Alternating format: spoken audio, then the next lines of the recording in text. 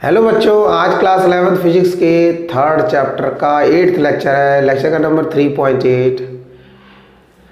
आज आप पढ़ेंगे इक्वेशन ऑफ मोशन। मैंने पहले भी बताया इक्वेशन ऑफ मोशन तीन तरीके से ड्राइव हो सकती है, कैलकुलस मेथड से, या उसे हम इंटीग्रेशन मेथड ही बोलते हैं।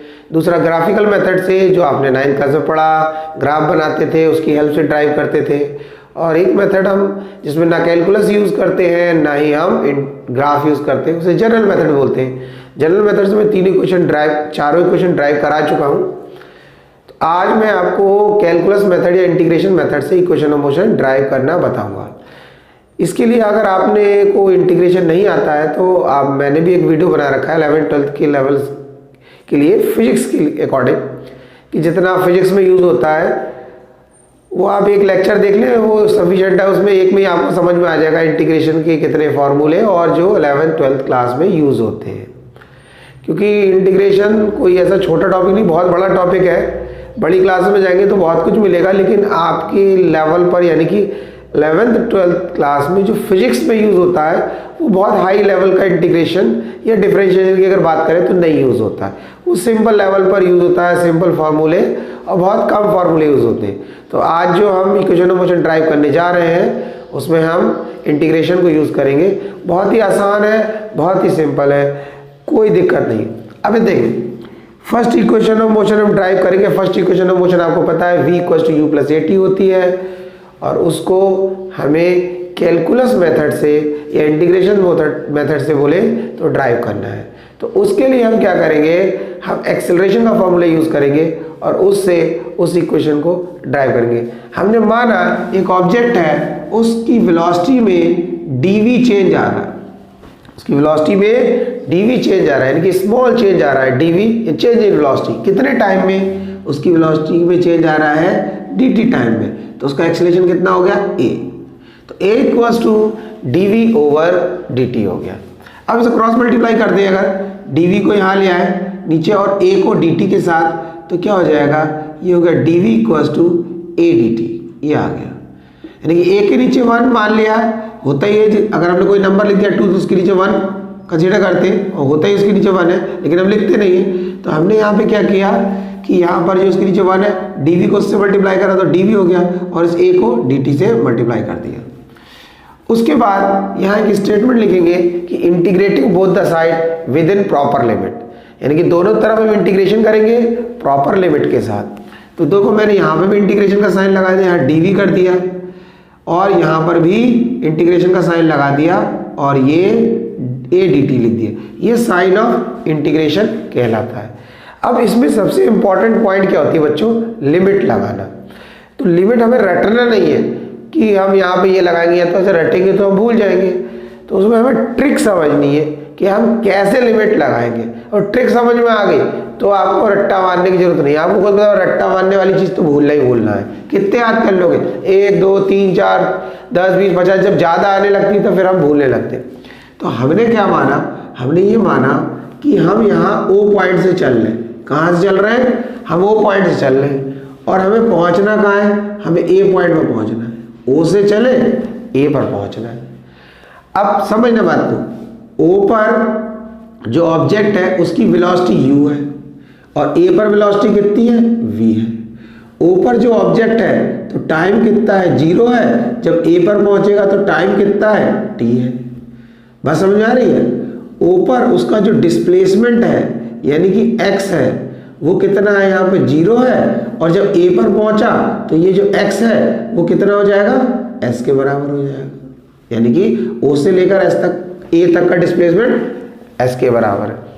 इतनी बात समझे, यानी कि O पॉइंट पर ऑब्जेक्ट की वेलोसिटी u, A पर पहुंचा तो v, क्योंकि एक्सेलरेशन हो रहा है, वेलोसिटी बढ़ रही है, उसमें चेंज आ रहा है। O पर टाइम 0 है तो यहाँ पर टाइम t, यानी कि जितना भी टाइम लगाओ A तक पहुंचने में। O पर डिस्प्लेसमेंट कितना है, 0 है, और A पर डिस्प्लेसमेंट कितना है, s है। तो ये चीज़ हम ऐसे अपने दिमाग में रखेंगे। अब हमें लिमिट कैसे लगानी, यहाँ लिखा है dv, तो हमें समझना है जब dv लिखा है तो वेलोसिटी में चेंज आ रहा है। जब वेलोसिटी में चेंज आ रहा है तो हम लिमिट जिसमें चेंज आ रहा होता है उसके अकॉर्डिंग लगाते हैं। लिमिट कैसे अकॉर्डिंग लगाते हैं, जिसमें चेंज आ रहा है। तो dv वेलोसिटी में चेंज आ रहा है तो जो नीचे लिमिट लगाते हैं उसे बोलते हैं लोअर लिमिट और जो ऊपर लिमिट लगाते हैं उसे बोलते हैं अपर लिमिट। तो यहां पर चले कहां से, ओ पॉइंट से, पहुंचे कहां, ए पॉइंट पर। तो जहां से आप चले वहां पर वेलोसिटी कितनी थी, तो कहा u थी, तो आपने लगाना u। जहां से चले वेलोसिटी के अकॉर्डिंग लिमिट लगानी है और नीचे वो लिमिट लगानी जहां से आप चले, तो नीचे u। अब आप पहुंचे कहां, a पर। a पर वेलोसिटी कितनी, v, तो हमने लिख दिया v, यानी कि लोअर लिमिट और ये अपर लिमिट। अब राइट हैंड साइड आ जाओ। अभी दो एक ही क्वेश्चन कराएंगे, आपको बिल्कुल समझ में आ जाएगा बहुत अच्छे तरीके से, ठीक है, क्योंकि कई बार वही चीज रिपीट हो जाएगी। अब ए एक्सेलरेशन है, एक्सेलरेशन कांस्टेंट भी हो सकता है, वेरिएबल भी हो सकता है, लेकिन इन इक्वेशन ऑफ मोशन में जो आप डिराइव करते हो हम कंसीडर करते हैं कि एक्सेलरेशन कांस्टेंट है, क्योंकि ये सारी इक्वेशन ऑफ मोशन की बात कर रहे हैं, ये कहलाती है equation of motion of uniformly accelerated motion, यानी कि इनमें एक्सेलरेशन कांस्टेंट ही कंसीडर करते हैं। तो ए तो कांस्टेंट हो गया, तो जो कांस्टेंट है उसके अकॉर्डिंग लिमिट लगाएंगे नहीं। अब बचा dt। देखो भैया टाइम कभी कांस्टेंट नहीं होता है भाई, टाइम तो चलते ही रहेगा। अब आपके घर की घड़ी खराब हो जाए, वो किसी पर रुक जाए, 10 बजे दिखा रही 10 दिखा रही, तो वो बात दूसरी है, ठीक है, या मेरे घर की खराब हो जाए तो वो दिखा सकती है, लेकिन भैया टाइम रुक थोड़ी जाएगा। मेरे घर की घड़ी बंद हो जाएगी, सबके घर की घड़ी थोड़ी बंद हो जाएगी। तो टाइम तो चलते रहना, टाइम तो चलता रहना। तो टाइम यहाँ पे हमें मिल गया वेरिएबल टर्म, हम टाइम के अकॉर्डिंग लिमिट लगाएंगे, तो हम टाइम वाला पकड़ा, तो कहा भाई चले कहाँ से, ओ पॉइंट से, तो ओ पॉइंट पे टाइम कितना, तो कहा 0। पहुंचे कहाँ, ए पर टाइम कितना, तो लगा दिया t। ये तरीका है लिमिट लगाने का। नीचे लगती लोअर लिमिट, ऊपर लगती है अपर लिमिट, बहुत ही आसान है, ठीक है, बिल्कुल हलवा है। अब dv का इंटीग्रेशन जो होता है वो v होता है, dv का v, dx का x, dl का l, dw का w। याद हो गया, कितना आसान है, समझ में आया। dv का v, dx का x, dl का l, dw का w, df का f एंड सो ऑन। ये लगाया, यहाँ क्रॉस ब्रैकेट लगाया, लगाना बेटा यहाँ क्रॉस ही ब्रैकेट। नीचे जो लिमिट लगी है वो नीचे लगाओ, इसे बोलते हैं लोअर लिमिट। ऊपर जो लिमिट लगी उसे बोलते हैं अपर लिमिट। इक्वल्स टू, ये जो कांस्टेंट ए है इसका इंटीग्रेशन नहीं होगा, कांस्टेंट का इंटीग्रेशन नहीं होता, तो इसको बाहर लग दिया, यानी कि इंटीग्रेशन के साइन से पहले, और नीचे वाली लिमिट नीचे लगा दी, ऊपर वाली ऊपर, अंदर कर दिया dt। अब फॉर्मूला क्या है, ये जो v है इसको हटा के अपर लिमिट लगाया, यानी कि इस v की जगह ये वाला v अपर लिमिट माइनस फॉर्मूले का लगाया, और इस v की जगह लोअर लिमिट, यानी कि बोलते हैं अपर लिमिट माइनस लोअर। इस v को हटाया, ये लगाया अपर लिमिट माइनस फॉर्मूले का, इस v को हटा के lower limit, equals to a। अब dt का इंटीग्रेशन अभी बताया आपको, क्या होगा dt का इंटीग्रेशन, अरे dt का t, df का x, dl का l, dy का y, तो dt का क्या हो गया, t हो गया। स्क्वायर ब्रैकेट यहाँ लगा दो, नीचे लिमिट लगाओ 0, ऊपर लगा दो t, तो क्या हो गया ये v minus u equals to a, और इस t की जगह अपर लिमिट लगाओ t, माइनस फॉर्मूले का लगाओ, इस t की जगह लोअर लिमिट, ये आ गया। तो क्या हुआ ये v minus u equals to a t, तो क्या हो जाएगा v equals to u plus a t। भैया इक्वेशन ऑफ मोशन ड्राइव हो गई कैलकुलस मेथड से, ठीक है। बताओ क्या टिपिकल लग रही है, इतना आसान है। बस उसके लिए एक चीज़ है, ये आपको इंटीग्रेशन आना चाहिए। अगर इंटीग्रेशन आ गया तो आपको बिल्कुल ही टफ नहीं लगे, बहुत ही आसान लगे। अब इंटीग्रेशन ही बिल्कुल नहीं आता तो गड़बड़ है भैया। तो उसके लिए पहले बता दिया कि आप एक मेरा वीडियो है उसमें इंटीग्रेशन करवा रखा है, एक इंटीग्रेशन का एक डिफरेंशिएशन का है, दोनों देख लो। बस 11th और 12th क्लास में दिक्कत नहीं होगी आपको इंटीग्रेशन डिफरेंशिएशन में। मैं फिजिक्स वालों के अकॉर्डिंग बात बोल रहा हूँ, जो फिजिक्स सब्जेक्ट के, और भाई जो मैथ्स वाले हैं तो उनको तो भैया कोई दिक्कत वैसे भी नहीं होगी, वो तो ऑलरेडी मैथ्स में पढ़ेंगे ही पढ़ेंगे, समझ में आ रहा है, वो तो पढ़ेंगे। लेकिन क्या होता है मैथ्स वालों को ही बाद में आता है, तो ये टॉपिक देख रहा हूँ जब पहले आ जाता है तो हम तो सभी को करा देते। इतना क्लियर हो गया ये चीज़ है। तो अब इसको रब कर देते हैं, ठीक है। अब इसमें हम क्या करेंगे, अब नेक्स्ट देखेंगे, इसको ऐसे रहने देंगे। अब सेकेंड इक्वेशन ऑफ मोशन, जब सेकंड इक्वेशन ऑफ मोशन की बात कर रहे हैं, पहली किससे ड्राइव की, पहले हमने करी एक्सेलरेशन से, तो दूसरी किससे करेंगे, दूसरी हम करेंगे वेलोसिटी से। तो हमने कहा कि एक ऑब्जेक्ट है जिसके डिस्प्लेसमेंट में चेंज आ रहा है dx, और कितनी देर में आ रहा है, dt टाइम में आ रहा है, dt टाइम में, यानी dx डिस्प्लेसमेंट में चेंज आ रहा है dt टाइम में। तो वेलोसिटी किसके बराबर हो गई, v equal to d x over d t के बराबर होता है। तो हमने velocity equal to d x over d t लिख दिया। अब इसी हम फॉर्मूले से स्टार्ट करेंगे। स्टार्टिंग का फॉर्मूला जरूर याद रखना, क्योंकि स्टार्टिंग का फॉर्मूला अगर भूल गए तो फिर आगे अगर हमने कोई गलत फॉर्मूला लिख दिया, अब आप उसको एक्सपेंड करते जा रहे हो, बढ़ाते जा रहे हो, फिर लास्ट में पता चला ये तो आ ही नहीं रहा है, तो फिर क्या करा, फिर उसे काटा, फिर बोले चलो फिर से कर रहे हैं। तो एग्जाम टाइम में अगर आप गलत डायरेक्शन में चले गए तो सबसे बढ़िया तो टाइम ही वेस्ट हो गया आपका, तो वो मुश्किल है ना यहाँ पे। तो टाइम वेस्ट होएगा, फिर आप स्टार्टिंग से करोगे, फिर भले ही दोबारा हो गया, लेकिन जो टाइम वेस्ट होगा वो दूसरे क्वेश्चन का तो टाइम खा जाएगा ना, तो नुकसान होगा नहीं होगा। इसलिए आप क्या करो, कोशिश ये करो कि आप पहला जो स्टेप है वो डेरिवेशन का याद रखने की कोशिश करो। मैं ये नहीं कह रहा हूँ कि पहला अगर आपने याद कर लिया तो हमेशा सही हो जाएगा, लेकिन क्या है, अगर पहला आपको स्टेप याद है तो आप उसी को तो आगे बढ़ाएंगे, उसी को तो एक्सपेंड करेंगे, तो सही होने के चांस, सही होने की प्रोबेबिलिटी बढ़ जाती है। ठीक है। और जब पहले ही गलत हो गया तो डेफिनेट हो गया कि भाई अब तो ये क्या, जो पहले स्टेप गलत तो गलत ही आना आखिर में, बस समझ रहे नहीं, तो ये ध्यान रखना। अब क्या करा, cross multiply dx equal to v d t, ये लिख दिया। अब क्या करेंगे, आपने पहले जो हमने जनरल मेथड से इक्वेशन ऑफ मोशन ड्राइव कराई, तो उसमें क्या करते थे, जब सेकंड इक्वेशन ड्राइव करते थे तो फर्स्ट की हेल्प लेते थे। तो यहाँ पर जब हम second equation of motion derive कर रहे हैं s equal to u t plus half a t square, तो हम क्या करेंगे, फर्स्ट की हेल्प लेंगे।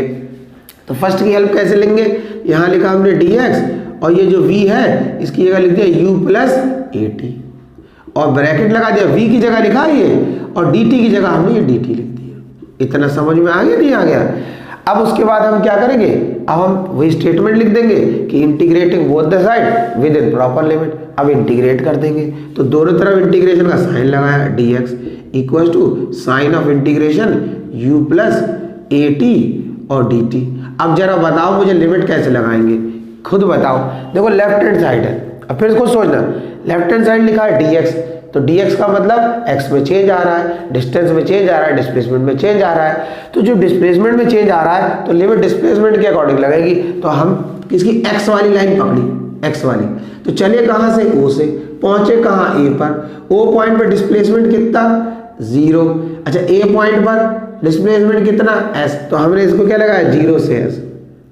भाई o पॉइंट का o पॉइंट से जो डिस्प्लेसमेंट है 0 और o पॉइंट से a पॉइंट का डिस्प्लेसमेंट s, तो क्या लगा दिया, 0 से s। अब राइट हैंड साइड आ जाओ। अब राइट हैंड साइड में देखा तो बहुत सारी चीजें लिखी हुई है, तो घबराना थोड़ा ही है। देखो मैं पहले ही बता चुका हूँ, u जो है इनिशियल वेलोसिटी वो कांस्टेंट है, वो तो हमेशा कांस्टेंट होती है, वो किसी क्वेश्चन में बोला हो ना बोला हो कांस्टेंट है। अब आप बोलो कैसे, ये बताओ। तो देखो जैसे मान लो कोई ऑब्जेक्ट है, अब ये रेस्ट में है, अब ये चला जाए आगे, रेस्ट से क्या हो जाए, स्टार्ट हो जाए, चला जाए, जब ये आगे चला जाएगा तो ये हमेशा क्या बोलेगा कि मेरी इनिशियल वेलोसिटी क्या थी, 0 थी, मैं रेस्ट से स्टार्ट हुआ। आगे जाने के बाद क्या ये अपनी इनिशियल वेलोसिटी चेंज कर सकता है, नहीं चेंज कर सकता।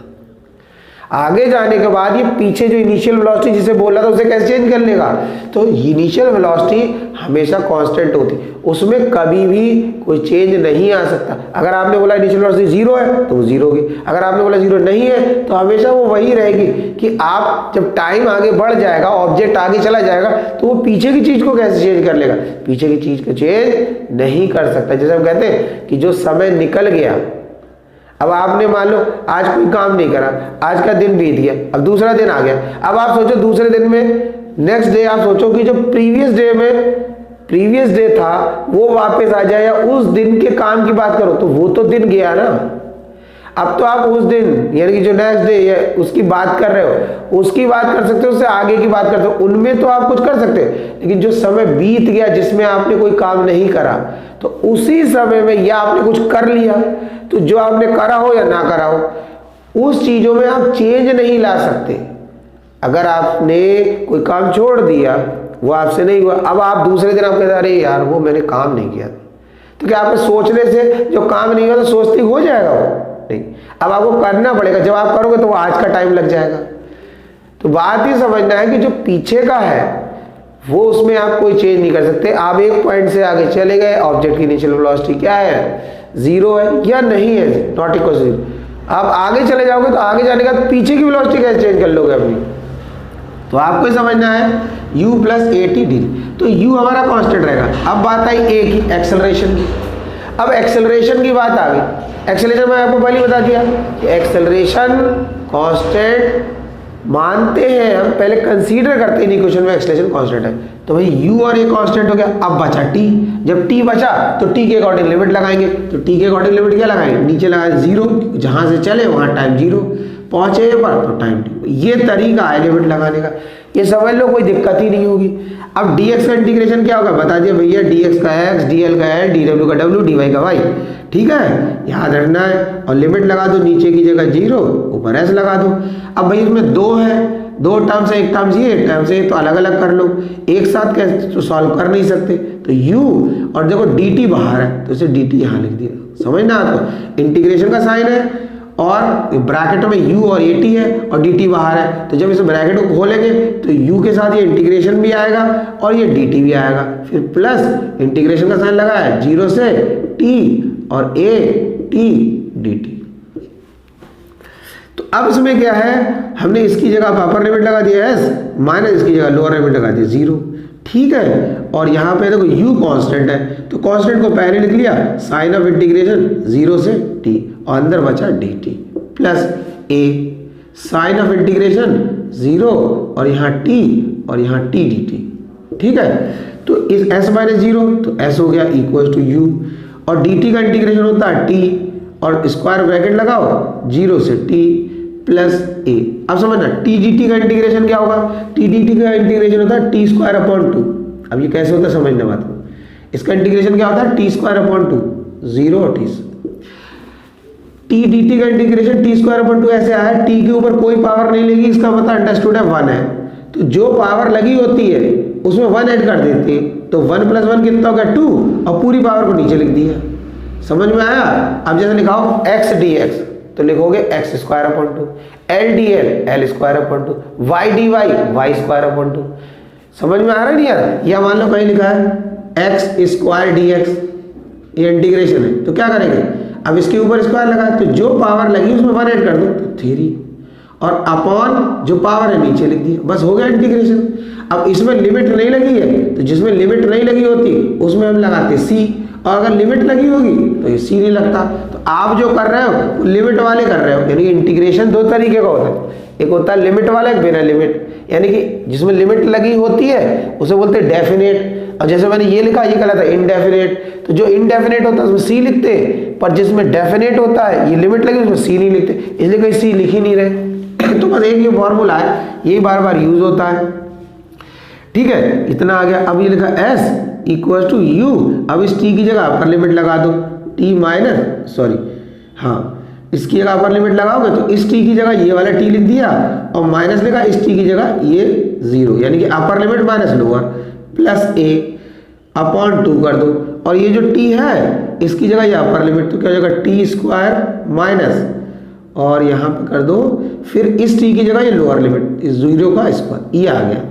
इतना बात आ गई समझ में। तो उसके बाद हम क्या कर देंगे, ये लिखेंगे s equal to u t plus half a t square, ये आ गया भाई। a अपॉन 2 था तो मैंने इसको 1 अपॉन 2a लिख दिया, और t स्क्वायर की जगह t स्क्वायर लिख दिया, तो ये हमारी इक्वेशन ऑफ मोशन ड्राइव हो गई। तो है आसान।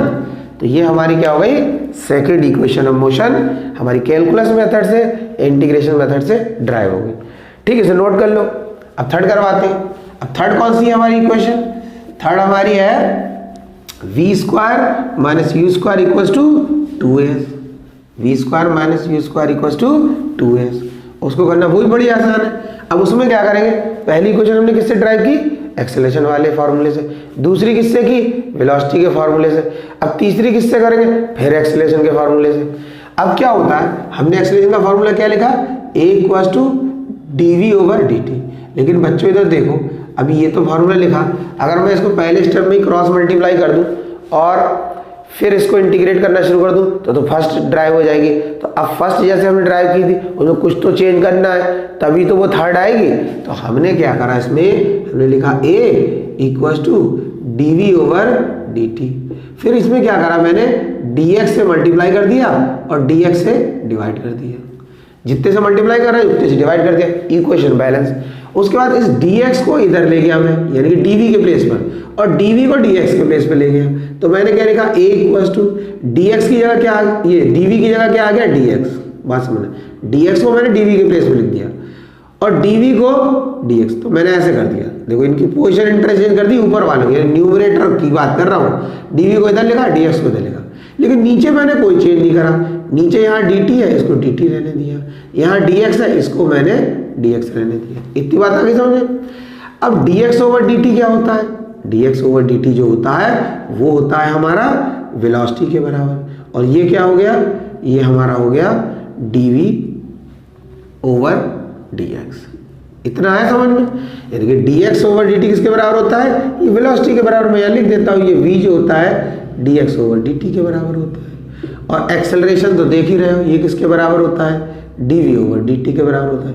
ये दो फॉर्मूले आपको याद होने चाहिए। अब क्रॉस मल्टीप्लाई करो, a के नीचे कुछ नहीं तो 1 है, तो हमने क्या करा, v dv, ये दोनों नीचे आ गए इधर, और इसको इधर मल्टीप्लाई करा तो ये हो गया a dx। अब जब इतना कर लिया, अब हम फिर स्टेटमेंट लिखेंगे, integrating both the side with in proper limit, दोनों तरफ इंटीग्रेट करेंगे लिमिट लगा के। तो हमने लिमिट लगाया, यहाँ लिखा v और dv, यहाँ इंटीग्रेशन का साइन लगाया a और dx। अब देखो फिर वही बात आई कि अब लिमिट फिर कैसे लगाएंगे, जब यहाँ dv लिखा है तो पता चल गया वेलोसिटी में चेंज आ रहा है, वेलोसिटी में चेंज आ रहा है तो हमने सीधी वेलोसिटी वाली लाइन पकड़ ली। कौन सी, ये वाली। ओ पर वेलोसिटी कितनी u, a पर कितनी v, तो हमने लिखा यहाँ u और यहाँ लिख दिया v। जहाँ से चलते हैं वो लिमिट नीचे, जहाँ पहुँचे वो ऊपर। यहाँ a dx है, तो a तो पहले बता दिया कि भैया ये इक्वेशन जो है ड्राइव कर रहे हैं, इनमें एक्सेलरेशन कांस्टेंट मान रखा है, तो इसमें तो एक्सेलरेशन कांस्टेंट हो गया। अब बचा dx, तो dx का मतलब ही हुई है x में चेंज आ रहा है, तो हमने x वाली लाइन पकड़ी, तो कहा x 0 है और यहाँ s है, तो यानी कि इस पॉइंट पे x की वैल्यू कितनी 0, a पॉइंट पे कितनी s, तो हमने लगाई यहाँ पे 0 और यहाँ लिख दिया s। फिर क्या करा, v dv। अब कहा इसका इंटीग्रेशन क्या होगा, तो अभी आपको बताया क्या करते हैं, v के ऊपर कोई पावर नहीं तो 1 है, तो जो पावर है उसमें 1 और ऐड कर दो, तो कितना हो जाएगा, 1 + 1 कितना हो जाएगा 2, और पूरी पावर को नीचे रख दो। ये इंटीग्रेशन हो गया। अब आप बोलोगे dv, ये v का इंटीग्रेशन हो गया तो dv कहाँ गया, भैया ये v का इंटीग्रेशन नहीं है, v dv का इंटीग्रेशन है, ये पूरे का इंटीग्रेशन है। समझ में आ रही नहीं आ रही, v dv का जब इंटीग्रेशन करोगे तो ये आएगा, ऐसा नहीं कि v का अलग हो रहा है dv का अलग हो रहा है, ये पूरे का यही फॉर्मूला है। तो नीचे लगाया u और ऊपर लगा दिया v equal to a constant है, पहले लिख देंगे इंटीग्रेशन के साइन से, 0 से s लगाया और यहाँ कर दिया dx। इतनी बात आई समझ में। तो इसके बाद क्या होगा, इस v की जगह अपर लिमिट, तो हमने ऐसे लिखा v, इस v की जगह, क्योंकि स्क्वायर लगा तो स्क्वायर लगा दिया, इस v की जगह ये v माइनस लगाया फॉर्मूले का, इस v की जगह लोअर लिमिट, ये करते हैं यूज का, और नीचे जो 2 लिखा था तो 2 लिख दो इक्वल टू a, ऐसे लिख दो। अब dx है, इसकी जगह x, अब ये कितनी बार बताया भैया, dx का x, dl का l, dy का y, ठीक है। तो ये हमारा हो गया, और नीचे लिमिट लगा 0 और ऊपर s। उसके बाद क्या करेंगे, इसको तो ऐसे ही रहने दो, इसमें तो कुछ करना कराना है नहीं हमें, v² u²/2, इसमें कुछ नहीं करना। a की जगह ये लिख दो, और राइट हैंड साइड हम लिमिट लगाएंगे x की जगह, x की जगह क्या लिखेंगे s, यानी कि इसकी जगह अपर लिमिट, और माइनस लगाया इस x की जगह लोअर लिमिट, तो ये आ गया हमारा। तो ये हो गया v² - u²/2 equals to a और s। अब 2 को इधर लिख दो, बस v² - u² equals to 2s। ये हमारी क्या है, थर्ड इक्वेशन भी कैलकुलस मेथड से डिराइव हो गई। तो वही मैं बता रहा हूँ, थोड़ा सा भी आपको कैलकुलेशन इंटीग्रेशन आता है तो बहुत आसान समझ में आएगी, कुछ भी नहीं है इनमें, बहुत ईजी है। तो ये हमारी 3 इक्वेशन ड्राइव कर दी, और इसकी जो 4th इक्वेशन है वो भी ड्राइव कराऊंगा, नेक्स्ट लेक्चर में आपको मिलेगा 4th इक्वेशन। तो आज का लेक्चर यहीं फिनिश करते हैं। बच्चों बिल्कुल टेंशन लेने की ज़रूरत नहीं है, आप मेहनत से पढ़ें, बिल्कुल टेंशन ना लें, और कोई भी दिक्कत है, कोई भी डाउट है, आप मुझे कमेंट बॉक्स में कमेंट करके बताएं। मैं उस टॉपिक पर डिटेल में एक वीडियो बना दूंगा, यानी कि आपको कोई कॉन्सेप्ट है जिसमें आपको डाउट होता है कि कन्फ्यूज़न लगता है, आप मुझे बताओ, मैं उसका एक लेक्चर बना दूंगा उसी पर से, तो वो आप आराम से देख लेना, तो आपको समझ में आ जाएगा। ठीक है, तो आज का लेक्चर यहीं फिनिश करते हैं, नेक्स्ट लेक्चर में मिलेंगे नेक्स्ट टॉपिक के साथ। तब तक कोशिश करते रहें, कोशिश करने वालों की हार नहीं होती, मेहनत कभी बेकार नहीं होती, पढ़ते रहें, आगे बढ़ते रहें।